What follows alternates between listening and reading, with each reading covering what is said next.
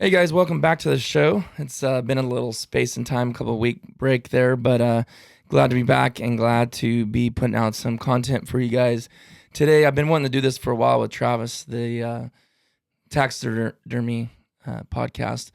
So let me preface this by saying a couple things real quick, and then we'll say something about the support that we have too. There is videos that we did on YouTube. If you guys want to see, because Travis did it on a Ross goose, and people think, oh, we want to see it now on a duck, thinking it's different. It's the exact same process. So we might eventually, Travis was kind of mentioned the other day, to do another video just to do it. But really, guys, I probably will, but I don't have any plans anytime soon. Plus, it's getting super hot for Travis, and it's really tough for him to do birds in his garage with the high heat that we deal with here in the Central Valley, California. But anyways, we probably will maybe do another one eventually, maybe just a mallard or something a little more common people shoot, and maybe that visually makes it more sense to people. I don't know, but anyways, it's the same process. Travis is a really good taxidermist. He does have, don't argue with me.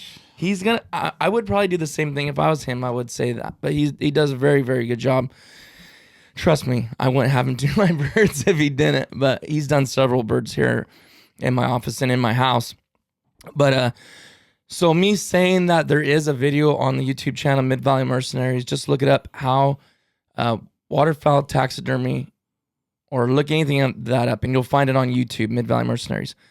Or we'll walk you through it. Travis is going to walk you through it, and if some people like to listen more than they do watching. So yeah, we like to do it this way for you guys. But before we go any further in this podcast, just want to say a big shout out to you, Canuba. They've been feeding Rocky for a year now. You guys know that I still talk about it, still getting the packages, and we're really, really, seriously, I do really appreciate them. Like stuff like that means a lot. I don't care if it's $40 a month or every 2 weeks. That's huge. Like that's a big help to me. I've got to buy dog food every couple of weeks for Rocky, and they provide that. And to make it better, it's like, I love that dog food. Yeah. I was already buying it for him. His coat looks awesome. He's a beautiful dog. And I was already buying it for him before they started doing that. So just to have that's super cool. And got to put him on a little bit of a diet. He's getting a little hefty. Off season kills him. And I just... Don't mention us either, right? Yeah. I got my off season weight on too. I'll call it that. But you need to grow the beard back to hide the double chin. But anyways... Canoe is awesome, and the main reason, guys, I really like it, as I've had miracle stories, basically, even from Jeff, our regional manager, our regional director for Delta Waterfowl. He talks about how it just basically cured his dog, because he had been listening to this podcast and hearing about, and he said he decided to try it, and he goes, I cannot believe it. My dog could barely walk in just a matter of hardly no time. That's awesome. His dog was jumping up on him and like running around the house. That's awesome. And it's the glucosamine and the chondroitin that's for the joints, and that's the big thing. Labs are really bad, especially the joints get beat up and tired from all the work they do in the field. So anyways, there's that. You guys know we love Heavy Shot. They really sent us some stuff this year that you're going to be seeing in the videos and hunts. So we want to say a big thank you to Heavy Shot, and also Old Town Kayak and Canoe. Those guys have supported us, sent us awesome kayaks. We're hoping to use them a little bit more this year. We found some spots that we liked last year. It's just a little bit different. But anyways, get all that out of the way. Let's get to the podcast. So the big thing, and I'm going to play kind of stupid a little bit with you, Travis, and you just walk me through it. If I have questions I know people ask in videos, or if I even have myself, and you can just answer that and try to kind of enlighten us. But we're going to try to go through the whole process. I mean, it's not like we're going to spend an hour on how you skin a bird out, but no. Just give you guys the basics. This one might be a little over the 30 minutes, and that's fine. We're not in no rush to get through this. We want you guys, if you want to listen to it and you go back and listen, you can do it. So the first thing that I see people make a huge mistake, and you see it all the time as a taxidermist, your friend Eugene, who instructed you and helped you a lot, is how people are bringing it from the field to the freezer. Yeah. So can you tell us what is the things people do wrong, and what you need to do right to bring your bird from the field to the freezer? So I would start out in the field, because that's where it all begins. Mm-hmm. A lot of times, there's certain ducks that, of course, if you shoot a very rare bird, a hybrid, something like that, of course you want to get that mounted. And that's completely understandable. But the mistake that I see quite often is people will shoot a bird early in the season. Say our season starts in late October and goes to the end of January. So my theory is the later in the year that you can shoot that bird, the better result you're going to get. Early in the season, the birds are not fully plumed out. They don't have their full colors. And a lot of times you may shoot even mallards. We've shot some awesome looking mallards early in the season. But as a taxidermist, when I go to mount them, there's pin feathers all in them. And you don't get as good of a end product. You don't take a mud pie and make a wedding cake out of it, So you need a good bird to start with, first of all. And then when you're out in the field, it's very important that you treat that bird with care. A lot of times what I'll see is people will wring the bird's neck. Well, that can damage feathers, maybe loosen feathers that you don't see. Maybe you wrung at the bird's neck, and then those feathers are weak and they may fall out.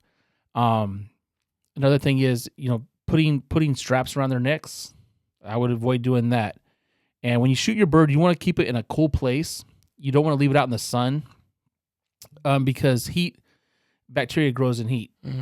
And that bird can start, as soon as you shoot it, it's starting the decay process because those tissues are dying.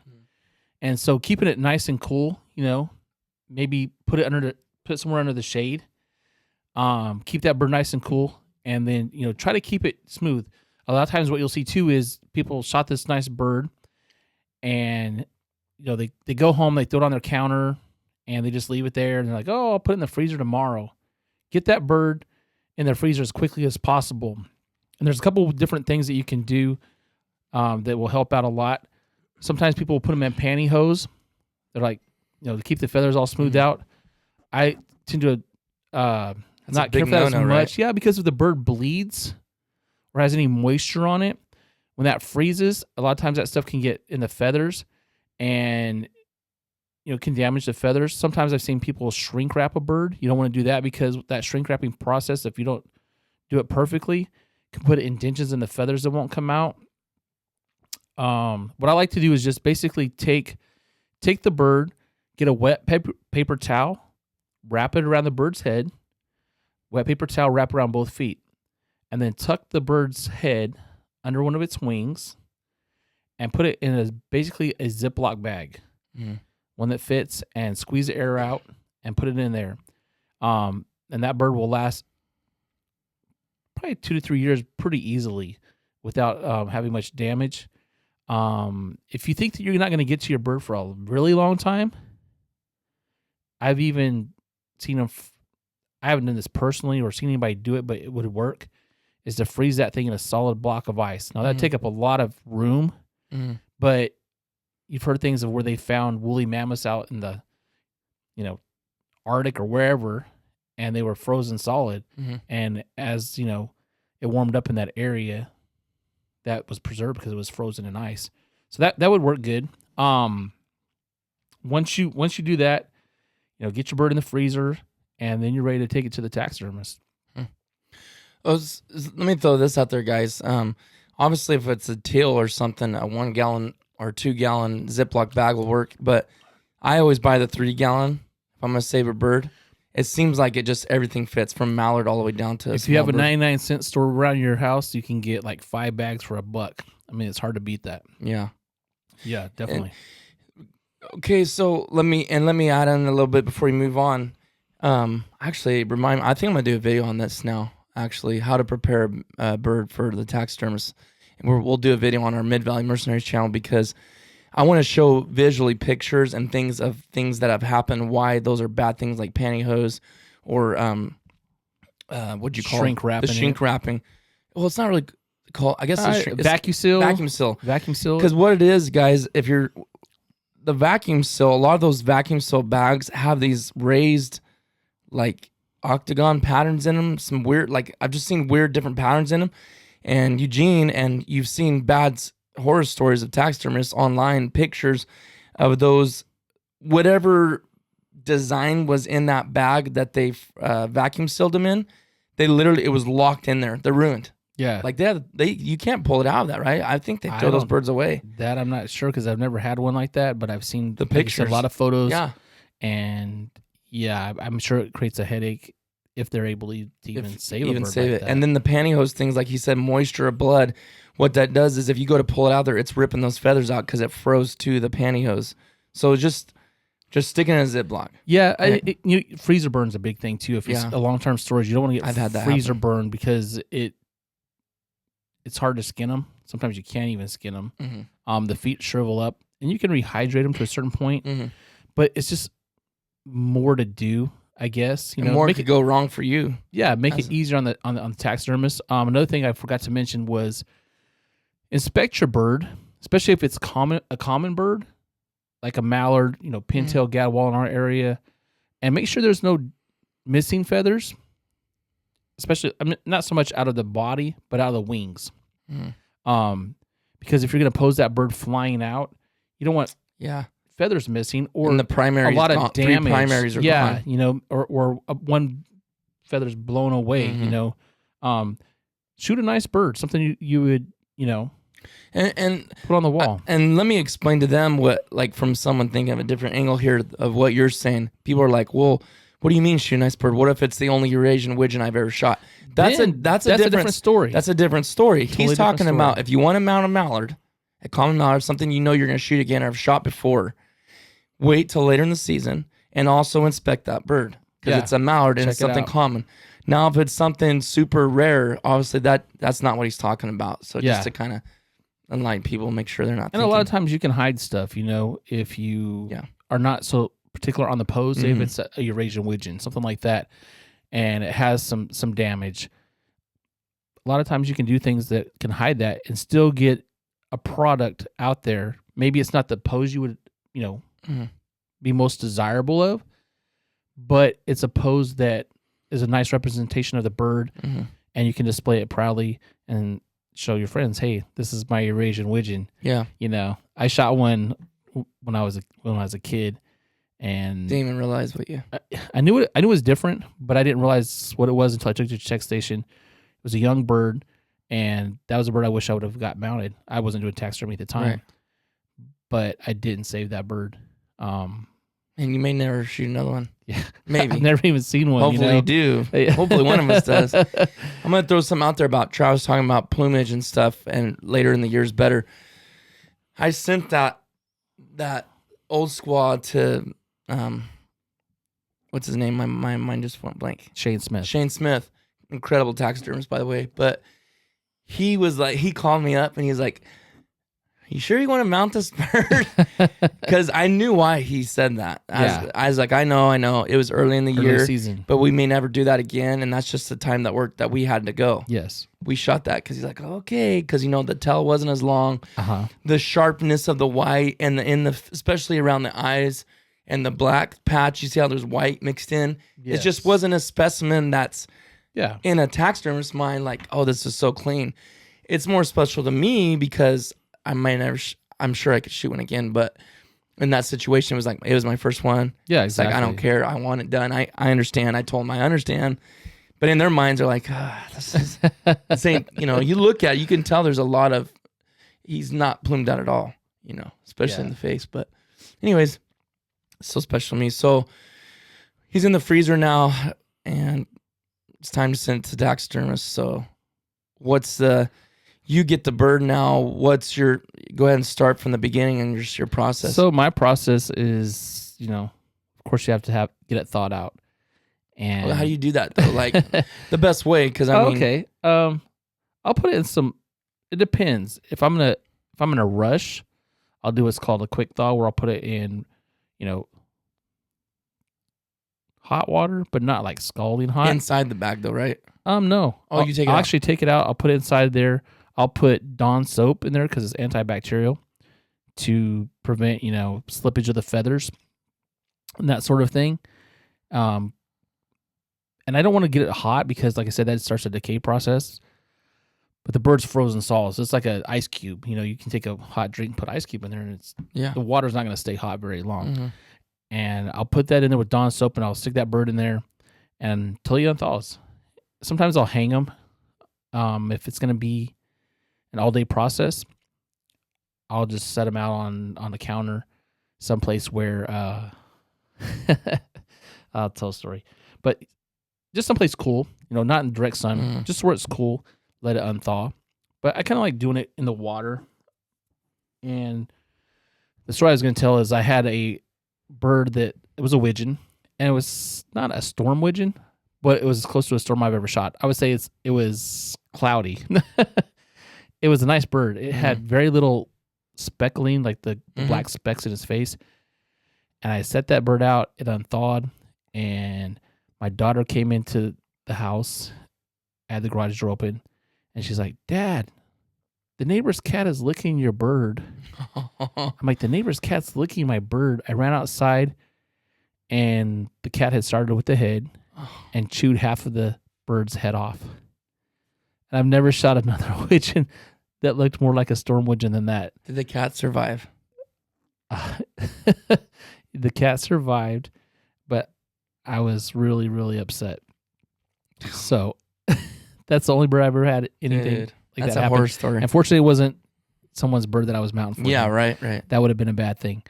But going back, so yeah, safe place. Yeah, safe Let place. It thaw in the same Let place. it thaw in a safe place. And once I do that, then I'll wash it to get the soap out of it, and I'll let it hang for a little while just to get all the moisture out of the feathers, because weight can cause a bird to tear really easily if it's waterlogged, I guess you would say. So I'll let it kind of dry for a little bit. I'll skin it out, and the next step would be sometimes I'll wash them because they get blood all over them and stuff like that. I'll wash them just in regular water, no soap, and then wring that out really good. And then the next process would be to flush them, because fat will rot, stink, and if a bird is not... Well, did you talk about skinning it out? Yeah, skinning it. So just nothing special there? No, I use artificial heads. Some people will use a real head with a real bill and real skull. They can shrink. Okay. So I always use artificial. The hat out. Any tips or tricks on skin that thing out without? Because I mean, take your time. Okay, like where do you start? Because we're talking to somebody that wants to know how to. I'll start at the center of the chest and go down to the vent. There's different. They say there's 100 ways to skin a cat. I've seen different ways of skinning birds. There's something called case skinning. I've never done it. I've seen people skin from the back if it's a belly out bird. Oh, yeah. So when you sew it up, you don't have a line there if you don't sew it up right. There's different ways. I've never did one from the back.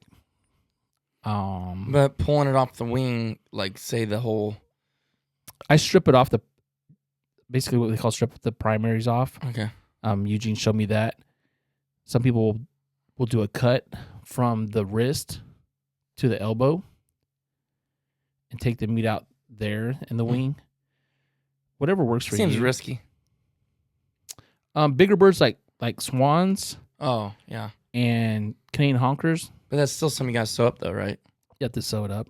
Yeah. You know how good I am at sewing. I hate sewing. Oh, dude. Yeah, but at least you can do it straight. That's the part I think it's always messed me up on the birds, the main part. Sewing. Yeah, I can't. Like, I don't know. It just doesn't. I don't know. Yeah. Or it tears wrong in the whole process, and you get to the sewing part, and it's got this angle off thing. I can't fix that. I've seen you fix some crazy stuff. I don't know how you do it. Yeah, just sew it back, you know. I mean, this is kind of a visual thing. You kind of need to see it. Yeah, you would have to see it. But we're just walking through. If you're interested, people are interested in hearing about it, and kind of. So I mean, if it's your first bird, try to get the fat off. The first bird I ever did, I actually took scissors and cut as much fat up as I could. Took me a long time. I bet. And I didn't do a thoroughly effective job. I threw that bird away because of the fat was still on there when you got the finished product. And it was ugly anyways. You know, it looked like we should be in a horror museum. It wasn't the best looking bird. It was a green-winged teal, and it wasn't an oddity. Those are already so hard to do. Yeah, it's like wet toilet paper when you try to deal with them. But get the fat off as much as you can. I bought a wire wheel from, I think it was Van Dyke's Taxidermy. It's a wire wheel. It has a motor. It spins really fast. And just very carefully get as much fat off as you can with that. Be very careful, because I have had birds, the wheel grab the birds, and that will give you a heart attack. I was mounting a pheasant for a friend. Going along, I was almost finished fleshing it, and it grabbed a hold of it, and a wire wheel spinning really fast, and a bird in there. Yeah, no bueno. It does bad stuff. And I'm looking, I'm like trying to turn it off, unplug it as fast as I can. I get it out, and I unwind the bird off of there, and it was split in two. So I had some sewing to do, but it came out okay. Thomas? No, it was actually Darren Driscoll's bird. Oh, yeah. It looks good, though. Yeah, it looks real good. Is that the white one? No. Didn't someone shoot didn't you? They shot an odd one, but they ended up eating it or something. Yeah, they shot it at some game ranch or something. But yeah, that bird was split. It was literally the only thing that was together. The head was there. I know. And then it was like you took a knife and cut it in two pieces. You just took it apart. How did you get that back I just together, sewed it. Yeah, you just lots of prayer and bigger feathers. It hides it. Yeah. It would have been a duck. I probably couldn't have did it, or it would probably turn out as nice. But that worked. And so you want to get the fat off of it, and then what I do after that is I go through a really extensive washing process. I'll literally wash that bird with Dawn soap. I try to do it twice with Dawn soap. Really good. First, I'll start with it inside out, wash it, and let it sit there for 10 to 15 minutes in the water. Take it out, rinse it all out, go through it again. I'll put it right side out, wash it with Dawn soap again, and then rinse that out, Dawn soap again, and tie it with Downy. I'll put it in there and mix that together and let it sit in there for probably about 10 to 15 minutes. What's the Tide for? I don't know what it does. It kind of softens it up and gets junk off the feathers and makes them feel nice. Super clean. I don't know. Yeah, it just makes I it think feel... it gets the grease. Well, I guess Dawn probably does that. Gets the Dawn, grease off. yeah. But yeah, gets a lot of the fat out of there. Huh. And then after that, I will rinse and rinse and rinse and rinse and rinse. Literally, you want the water to look clear enough to drink. If it looks cloudy, has anything in there, the bird's not going to have... When you go through further the process, the feathers are not going to look as nice. They're not going to fluff out. So you want to literally get that bird as clean as possible. I'll take it. I will squeeze as much of the water out of it, and then I place it in Coleman fuel or white gas. A lot of people are against that process. It's something that I was shown how to do. I've never had a problem with it, but you have to be careful because it's flammable, and you wouldn't want to be smoking a cigarette and messing with white gas. That'd be pretty stupid.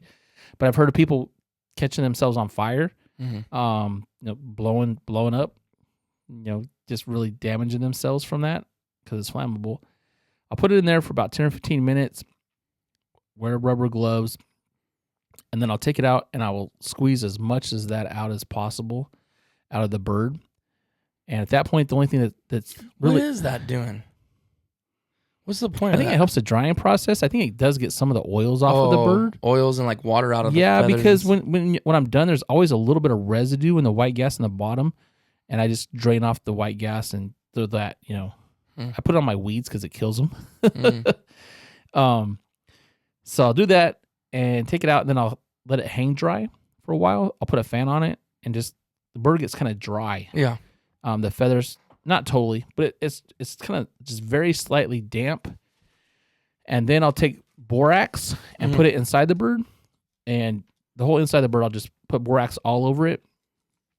And you can just get that at Walmart or Walmart, pretty much anywhere, right? Yeah. It just says borax in a white box, guys. It looks kind of 50 like Mule Team or something like that. 50 Mule Team. Yeah, and it's powder. It's right in the laundry detergent. It is section. Yeah, so and I think that's from Nevada. That they mine that from Nevada. Oh, is it really? From Boron, Nevada. I think that's where they get that actual borax. brand, or just any of it. Really? I don't know if it's the only place in the world. I don't know. But people still use it for their laundry. But that's what you use to. I put it inside the bird.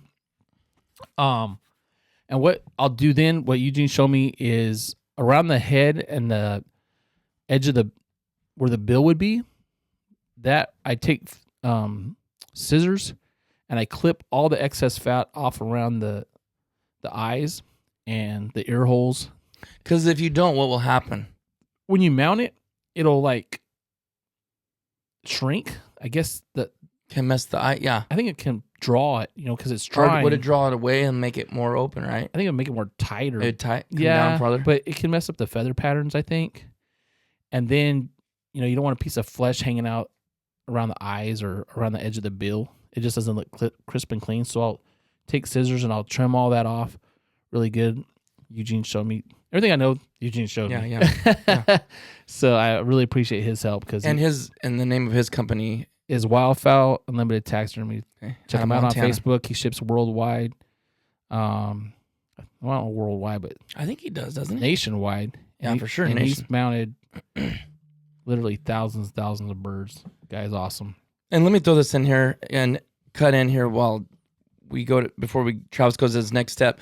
Guys, if you like this podcast, you're enjoying this podcast, this specific one, or if you just like the podcast, the MVM show in general, help us out and give us a rating and review. I know I asked you guys for that. I try to do better at that.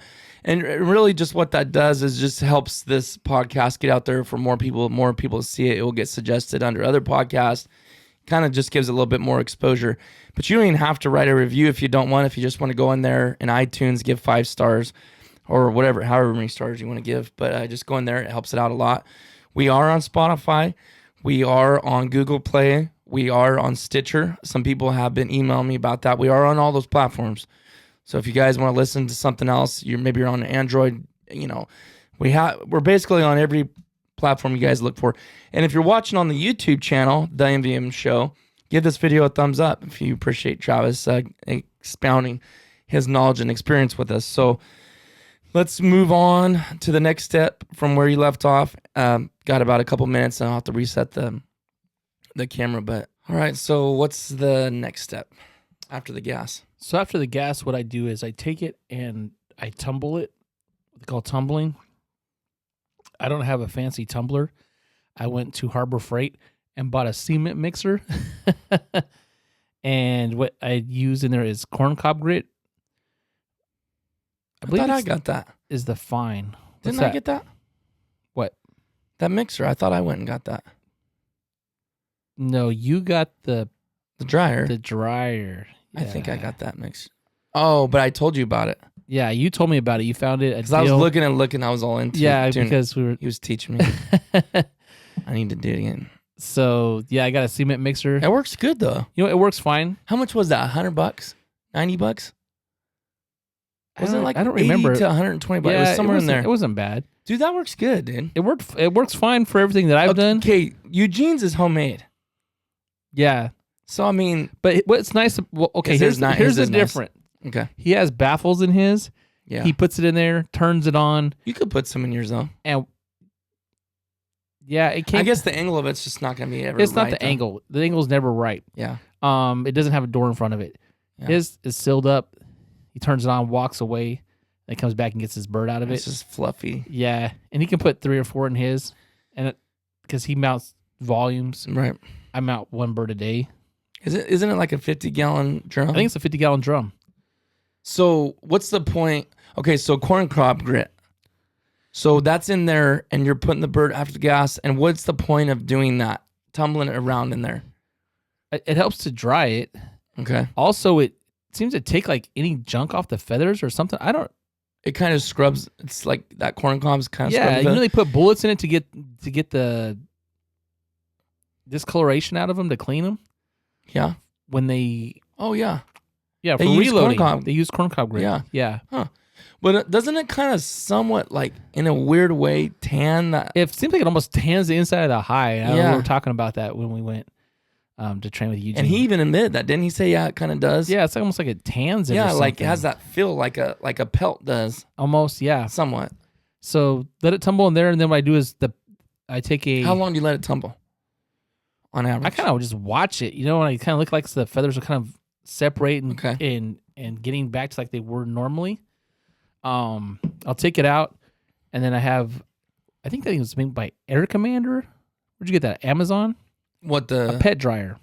Yeah, Air Commander or something like that. I think it's called. It's orange. It's an orange one. Yeah, but that's also I guess people use those to dry their Harleys. Yeah, cars. Air dried. Some of them are really cars. strong. This So one's they the don't have smallest to one I think wipe that they and make. get little scratch. Because I guess towels kind of always have a little bit of scratch. Abrasion. Yeah, lightly. It would take years to notice it, but I guess that's why they do that. Yeah. So then I just start drying it, blow all that corn cob grit out of there. You don't want the feathers to be damp at all. You want that down, that underneath to just really pop, fluff up. You don't want to get it too dry on the inside, I would say, because then it starts drying out and can tear easier and just be stiff. So I will just blow dry it. Like more than you think, right? Yeah. Because I remember when I first started trying to do it, you were like, dude, it's not dry enough. Yeah, I wasn't doing it long. Like I'd see the top layer, like, oh, that looks good. But you were looking even below the down underneath. All the way to the skin. That cannot be. You don't it's want incredible. It's fun. When that thing's fully dry. It's awesome. It's it looks like a pelt. Yeah. It looks like a It's fur. almost like, why couldn't you just leave it like that? Yeah. That'd be kind of cool. I thought about it. Yeah. I don't know. Would it last though with the I have no idea. Huh. I have no idea. But so get it all. That's interesting. Yeah, just blow it really good. And then what a lot of times I'll do is I will get a cotton ball, get it wet, and stick it inside of its head. Because around the eyes can dry out really easily. Okay. And the edge of the where I'm going to glue the bill back onto the artificial skull, I want that to be kind of moist and damp. Not wet, but just on the inside damp. And then what I'll do is I will blow that thing, just blow it super dry, take it out, and then start the wiring process, wire the wings. When you're wiring the wings, I use, I've used both methods, Eugene's method and then Shane Smith, who mounted your old squaw. I've used his method. He has a couple good videos on YouTube. Shane Smith mounting a flying bird, Shane Smith mounting a standing bird, and he shows the technique for wiring the wings that I've been using, where you run the wires through the wrist. But you want to get the marrow out of the bones in the, I guess it would be like almost like your forearm. You want to get the marrow out of there because that will rot. Then also in the legs. And if you watch Shane Smith's videos, he shows you how to do that. Get that out, wire the wings, and I used to use a couple different bird bodies, but I went to Shane Smith's bird bodies. I love them. They're awesome. They're awesome. The bird falls in place. Wire the body up.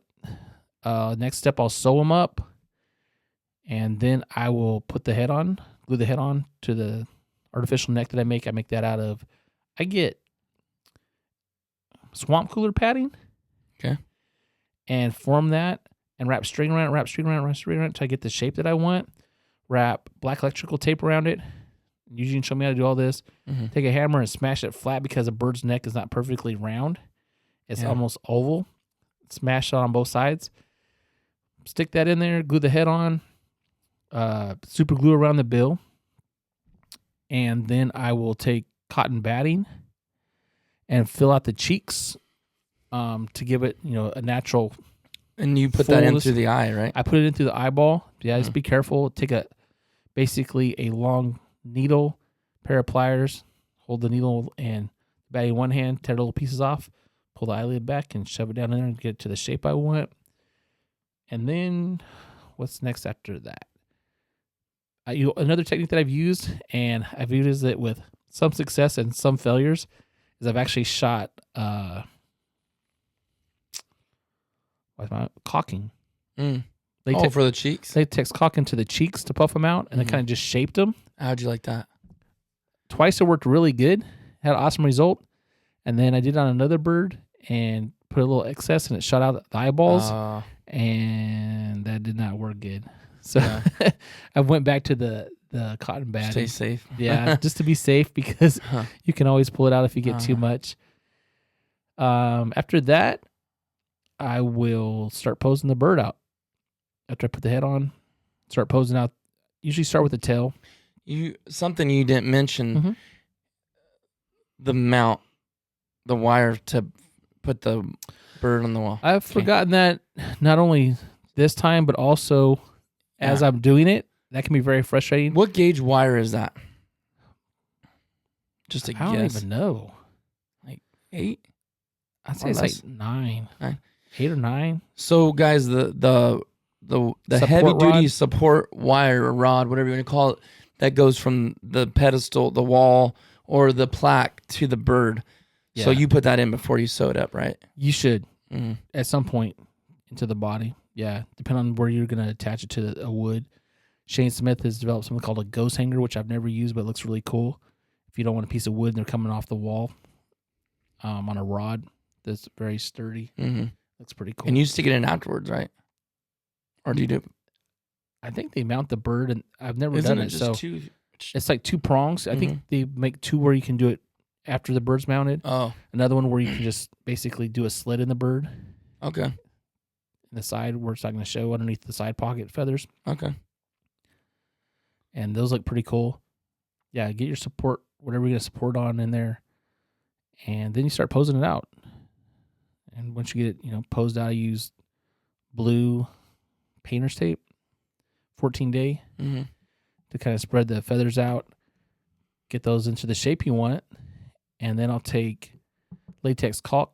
You can only still use silicone. I haven't had much luck with silicone, but I know Eugene uses silicone. And I will lift up basically at the junction of the scapulars and the side right there. There's a little spot where there's not much feathers. I'll make a cut there and inject it into the wings. Just add stability, strength, and helps the feathers lay better, and mostly for strength. Okay. And then if you take the back of the tail and you lift it up, there's a little, I call it a rabbit. Yeah. Like a rabbit's foot or something. It literally is There's like a little tail. Yeah, it's like a little, I don't even know how to describe it, but it's basically where the oil glands that are at the base of the tail, where they secrete onto there. You'll see a duck reaching back there with his bill and moving it around. But what he's doing, he's getting that oil out of those glands on his tail and putting it on his feathers for waterproofing. And so I cut that out and I'll inject caulk into there, and it seals the tail in place. And then basically it's just the process of letting the bird dry. Typically about 2 weeks. Depends on the humidity in the area, probably. Take the tape off, paint the feet, and I'll use Mod Podge, matte Mod Podge, and I'll paint the feet with that. Kind of seals them, gives them a nice gloss color.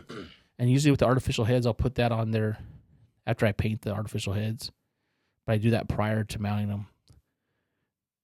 And then basically it's just,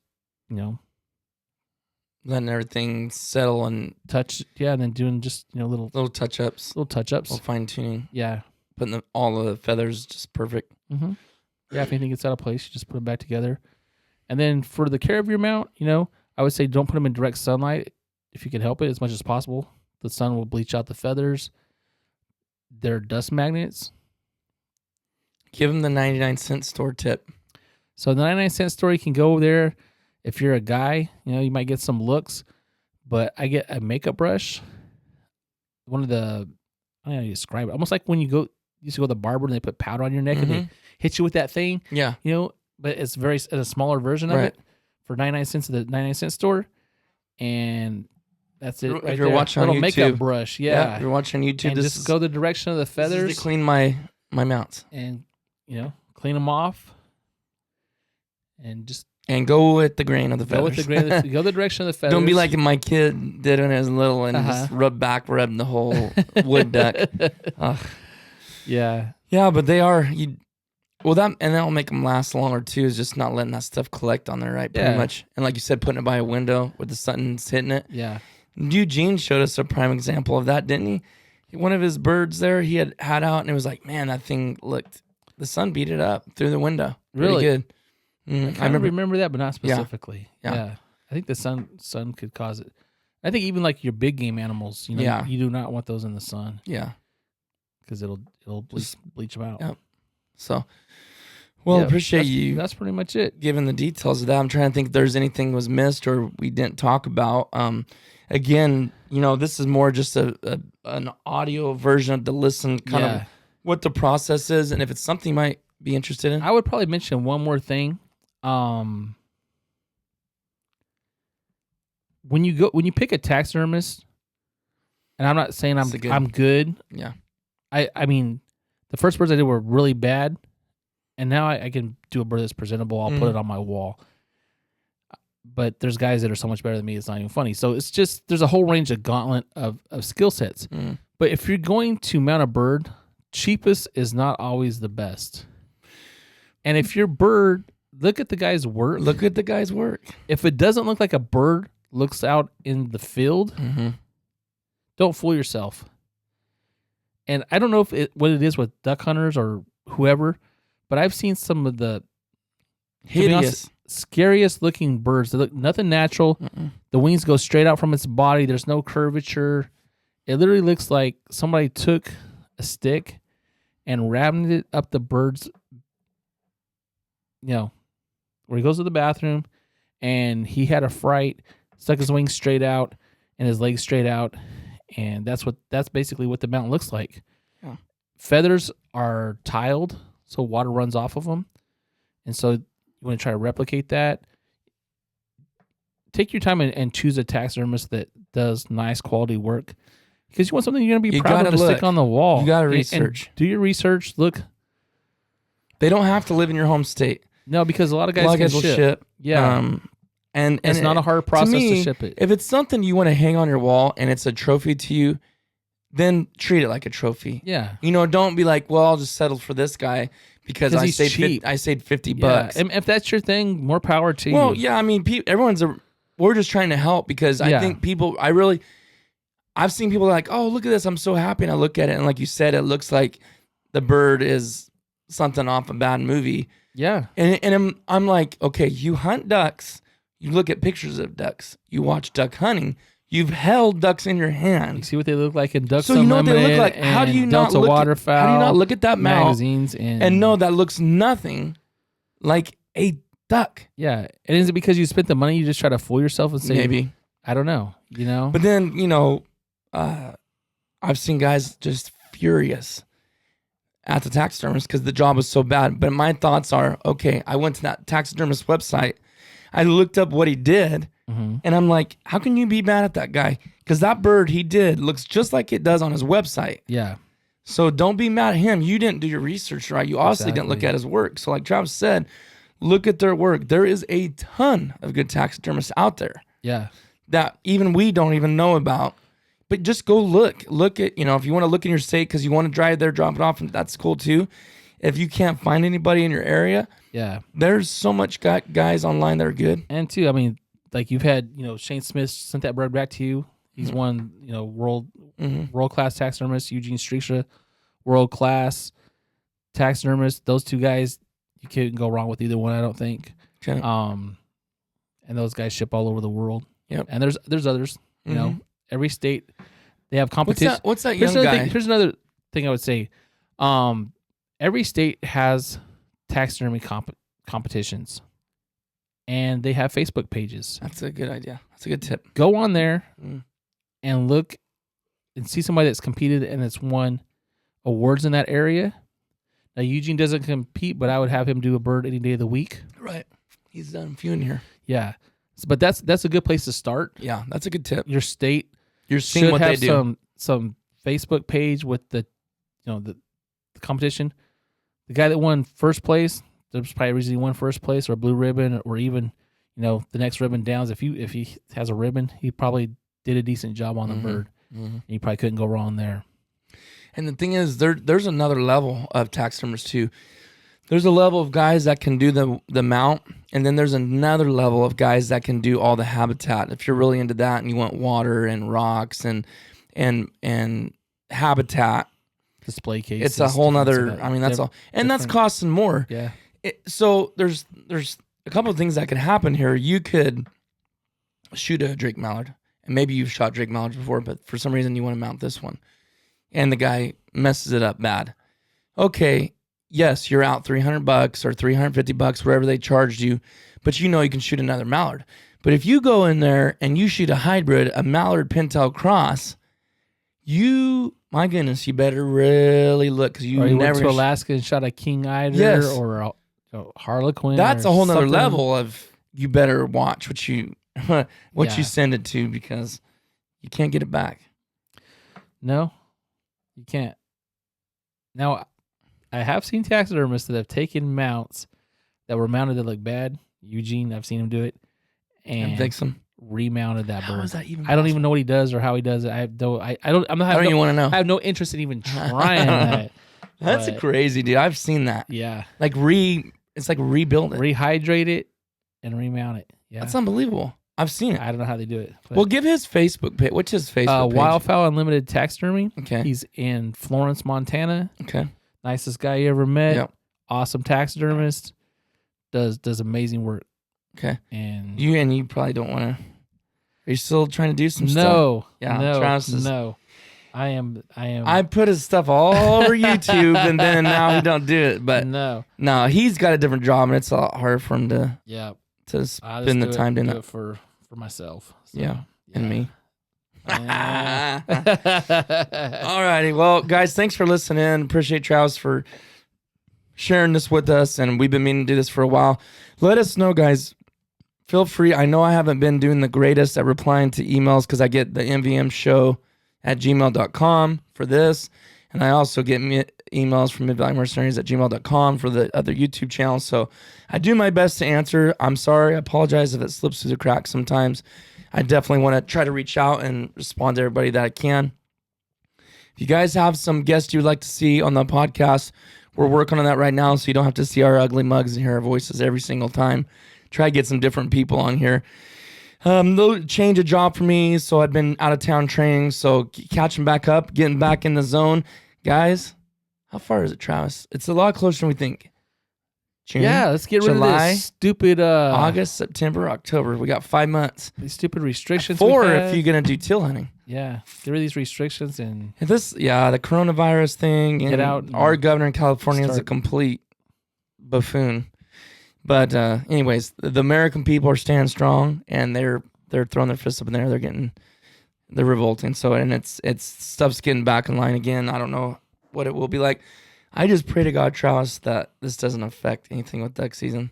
No kidding. Do you think about that? The closer that it gets, the more it creeps into my mind. Yeah, it's like, because those guys are all state workers or federal. I'm like, man, please do not. Here's the thing, though. Duck hunting, you want to practice social distancing? Yeah, but and we all wear masks. Well, we know that. No, I'm joking. No, hunting but masks. I'm saying the guys that are checking you in and stuff. I know. If it wasn't for them, who cares? It's ridiculous. Yeah, yeah, they're gonna be like, oh no, I was being facetious. You want to get as far away from other hunters as you can, right? And we wear face masks when we're duck hunting. Yeah, I'm just talking about getting in the refuge to hunt. Kidding. Period. So I don't know. Different states are shutting down non-residents. So it's like. Well, I think it'll be fine, though. I think we'll be okay. Stuff's opening back up. Even California, I'm sure a lot of you guys in other states probably been open for a while. But, yeah, California, the restaurants, dine-ins back open. Went to Mimu's this morning, and a lot of places around here are open. So it's good news. Churches, stuff like that, everything's opening. So it's good news. So, all right, guys, we'll see you on the next one.